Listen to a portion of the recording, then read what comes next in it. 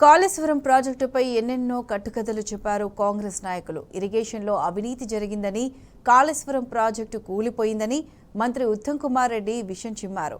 మరి ప్రాజెక్టు కూలిపోతే ఇవాళ నీళ్లు ఎక్కడి నుంచి వస్తున్నట్లు కాంగ్రెస్ చెప్తున్న అబద్ధాలకు సాక్ష్యమే ఈ నీటి దృశ్యాలు.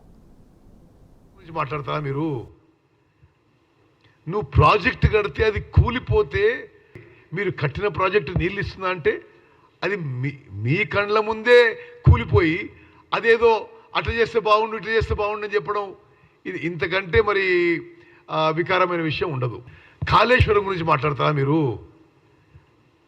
నువ్వు ప్రాజెక్టు కడితే అది కూలిపోతే మీరు కట్టిన ప్రాజెక్టు నీళ్ళు ఇస్తుందా అంటే అది మీ కండ్ల ముందే కూలిపోయి అదేదో అట్లా చేస్తే బాగుండు ఇట్లా చేస్తే బాగుండు అని చెప్పడం ఇది ఇంతకంటే మరి వికారమైన విషయం ఉండదు.